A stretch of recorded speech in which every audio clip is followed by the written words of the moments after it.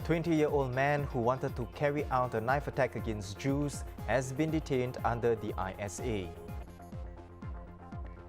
Will Singapore find football success? A new ambitious national project has some fans rather skeptical. Queen Elizabeth responds to Meghan and Harry's interview but makes it clear that their claims will be addressed privately.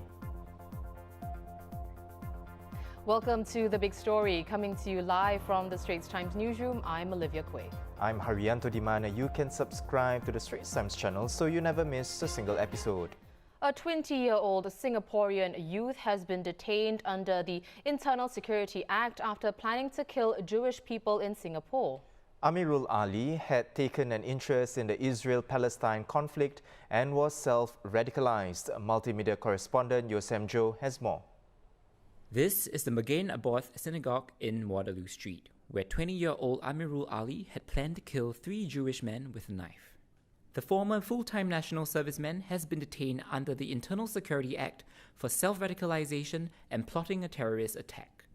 Believing that Israel was oppressing Palestinians in the Israel-Palestine conflict, Amirul had planned to carry out the attack after Jewish congregational prayers on a Saturday.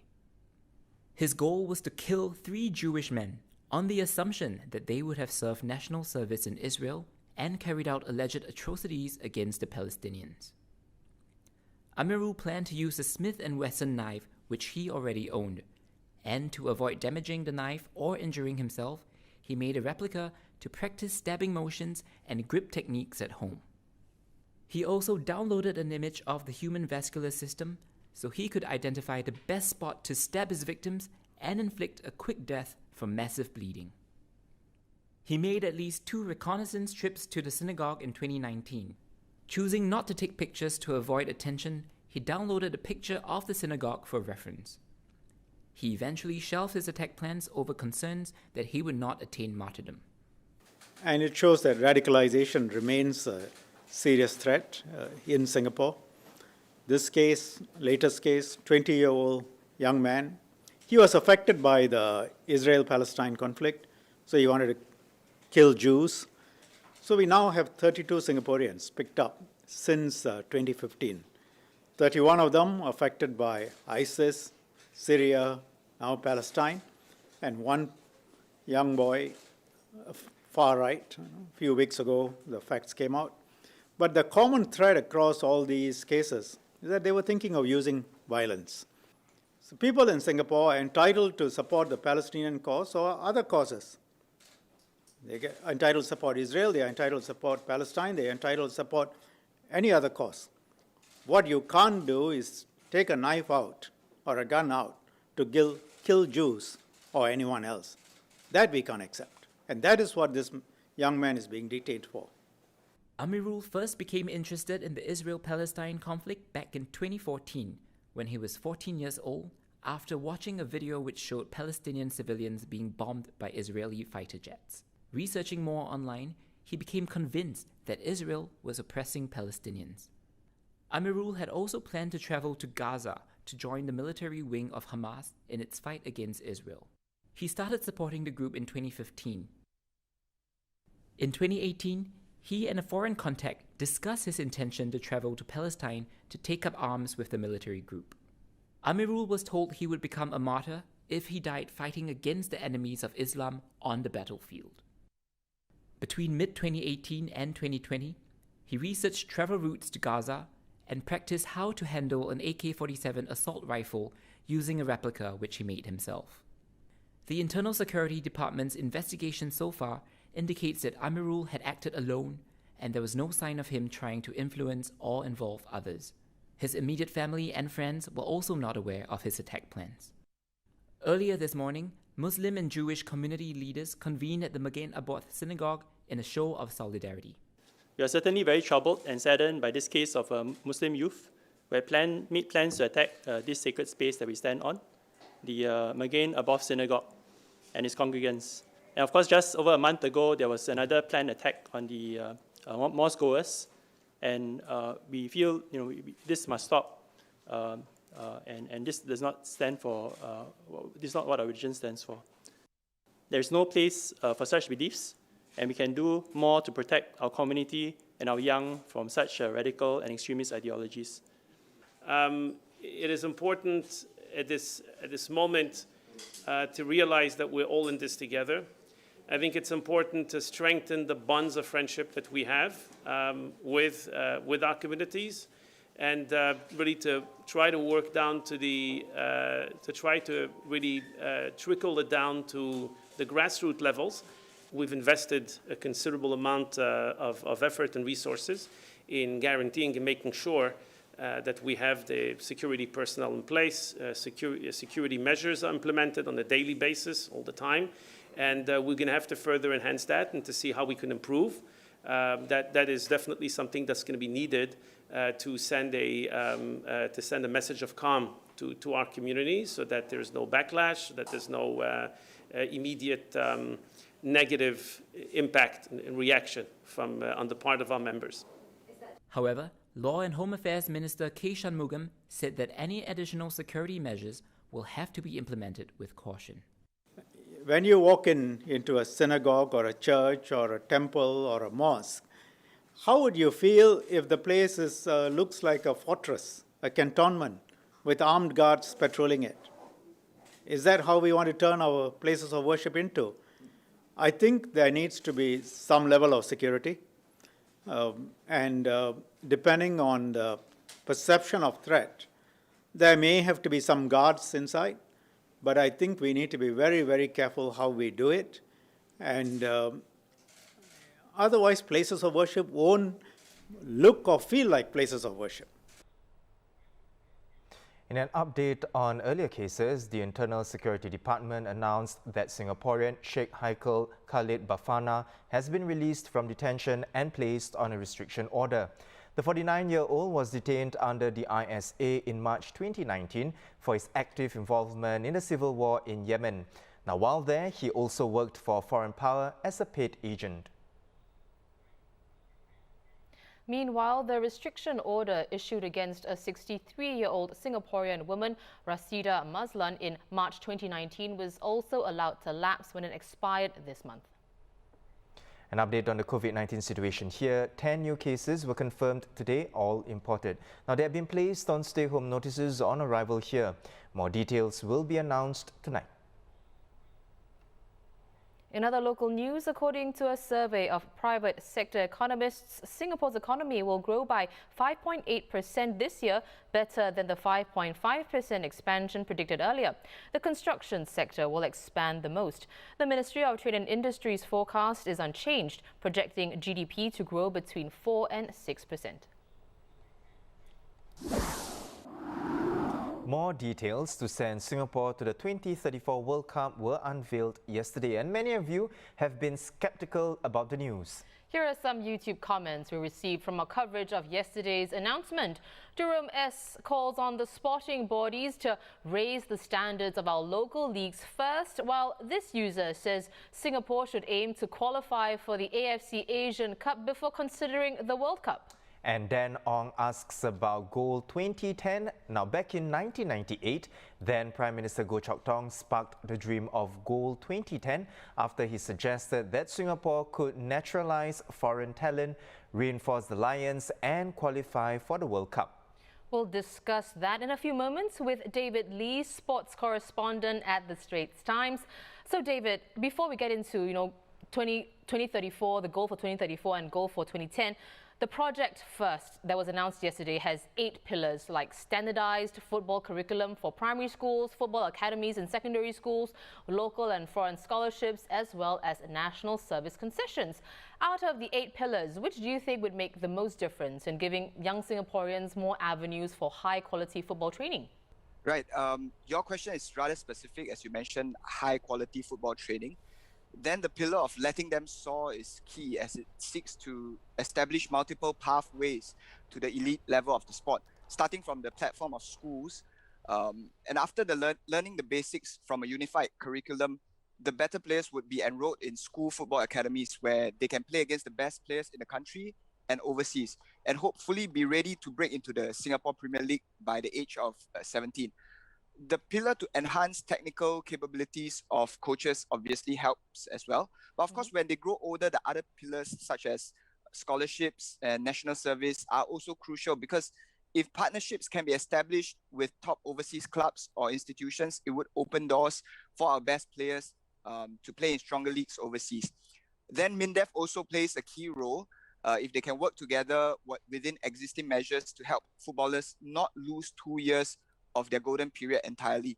Like I said, these are pertaining to your point about high quality football training. But if we look at the stage before that, we need a wide base in order to capture a decent sized pool and ensure talents are not missed. This is where let them play, the pillar let them play will be crucial, as it seeks to increase the number of primary school students playing the game to about 2,000 per cohort, and also to increase training frequency to 4 times a week. So David, we remember Goal 2010, which didn't meet its targets. The skepticism we earlier saw from netizens also referenced Goal 2010. So how does Goal 2034 compare, say in terms of approach, timeline and so on? Is it more realistic? I think it's normal to react to grand plans with skepticism, especially when something similar failed to materialize earlier. Where this project differs from Goal 2010 is that this project is more wide-ranging and aims at creating a larger pool of better local footballers with a more holistic approach that also factors in the academic side of things. Goal 2010, on the other hand, was very specific in its aim to qualify for the 2010 World Cup, and tried to use quick fixes like the importing of foreign talents, for example. Now, the authorities have said that qualifying for the 2034 World Cup is an aspirational goal, and it will be considered a success if you can hit other milestones along the way, such as winning the SEA Games goal, winning the ASEAN Championships again, and even qualifying for the Asian Cup. Personally, I think the timeline is rather short for us to qualify for the 2034 World Cup, as qualification starts in 2031, and the bulk of that prospective team is now in their pre-teens or in their teens. So if they are not already showing signs of being Asian beaters now, it would be a long shot. But I do agree with what Sport Singapore chief Lim Tae-in said, that there should be an urgency to get things right. We cannot stay static when we are competing against our rivals, because what is the alternative to this project? Do nothing? That cannot be the case. So while the skepticism is understandable, perhaps people need to, stop hating and start participating. Right. Well, on that note, David, a lot of the success of Goal 2034 depends on mindset. Yesterday, Sport SG CEO even said that parents also need to be convinced to allow their kids to take active participation in football programs.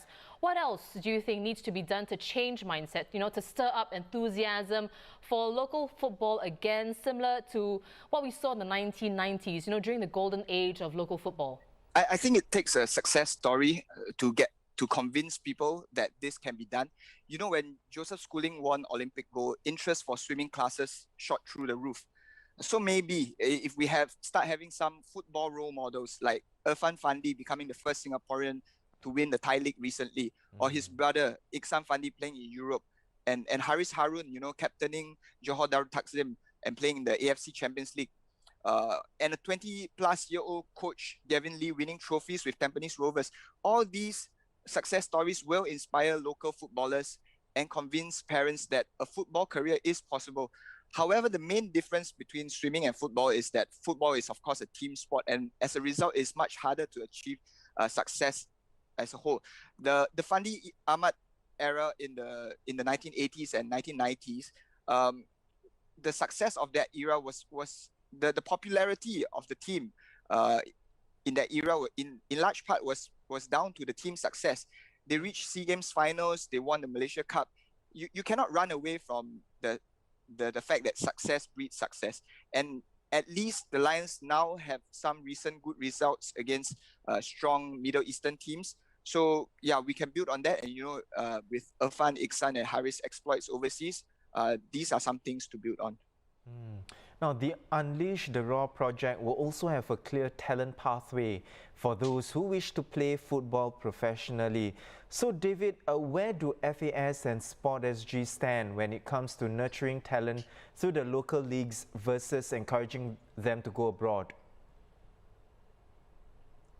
So like I mentioned earlier, it is hoped that our footballers by the age of 17, they are ready for the SPL. And the best players will then hopefully be scouted or placed in stronger leagues overseas. There is logic in that thinking, but it shouldn't be a reason to neglect the development of our own league, because this will still be where the bulk of where our local footballers, the bulk of the local footballers play. If the SPL is not of a decent level and does not have enough teams, the whole plan falls apart because the enlarged base does not have an elite platform to play in. And if the SPL itself is not good enough, how would it convince overseas clubs to take a chance in our players? So it's really important to get our own house in order as we start dreaming big. And if everyone pulls in the same right direction, we'll definitely see improvement. Well, great points there, David. Thank you so much for coming on the show. That was David Lee, sports correspondent for the Straits Times. Now, what do you think about Goal 2034 and the Unleash the Raw initiative? Well, let us know in the comments below.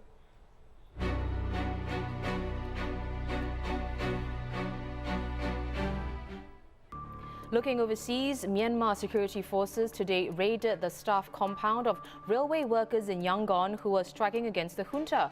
These workers are part of a civil disobedience movement that has included strikes at banks, factories and shops.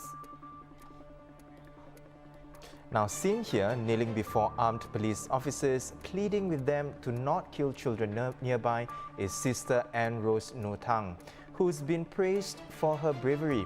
The 45-year-old Catholic nun told AFP that she'd begged the police to, quote, not to shoot and torture the children, but to shoot me and kill me instead. Malaysia is set to lower the voting age to 18 years old as it also prepares to roll out its automatic voter registration system by July. This comes about 2 years since July 2019, when Parliament unanimously passed this constitutional amendment. Parliament had unanimously voted as well to make 18 the minimum age for a Malaysian citizen to run for public office. Meanwhile, Buckingham Palace has broken its silence responding to the claims made by Prince Harry and Meghan Markle in their interview with Oprah Winfrey. Queen Elizabeth said the family was saddened by Harry and Meghan's challenging experiences, but she drew a line saying that issues, particularly the ones on race, will be privately dealt with. Lisa Bernhardt files this report. Britain's Queen Elizabeth on Tuesday issued a short response to the explosive interview her grandson Prince Harry and his wife Meghan Markle gave to Oprah Winfrey, in which they accused a royal family member of racism. In the statement, the Queen said, quote, "The whole family is saddened to learn the full extent of how challenging the last few years have been for Harry and Meghan. The issues raised, particularly that of race, are concerning. While some recollections may vary, they are taken very seriously and will be addressed by the family privately. Harry, Meghan and Archie will always be much loved family members." Sir, can I ask, what did you think of the interview? Her response came just hours after Harry's father, Prince Charles, declined to comment on the interview during a visit to a London health clinic. Meghan and Harry's tell-all with Oprah, watched by over 12 million viewers in Britain and more than 17 million in the US, has triggered the biggest crisis for the royal family since the death of Harry's mother Diana nearly 25 years ago. British Prime Minister Boris Johnson even did his best to tiptoe around the subject when asked to weigh in Monday. I've spent a long time now not commenting on royal family matters, and I don't intend to depart from that today. The brouhaha also appears to have cost at least one prominent British anchor his job, as ITV morning show host Piers Morgan quit Tuesday after Britain's media regulator launched a probe into comments he made Monday in which he cast doubt on Meghan's claim that she had suicidal thoughts while pregnant with Archie. Meghan, whose mother is black and father is white, said Archie, who turns 2 in May, had been denied the title of prince because there were concerns within the royal family about, quote, how dark his skin might be when he's born.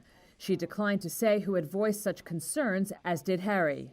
Winfrey later told CBS that Harry had said it was not the 94-year-old Queen nor her 99-year-old husband Philip, who has been in the hospital for 3 weeks while the crisis unfolds. Meanwhile, a new photo of Harry and Meghan embracing Archie, his face hidden from view, was released Monday. The couple are expecting a second child, a girl, this summer. Well, those are our top stories for today. For more news and videos, visit straitstimes.com and subscribe to our YouTube channel by hitting the red button below. Once again, I'm Haryanto Diman with Olivia Quay. Join us tomorrow for more stories on The Big Story.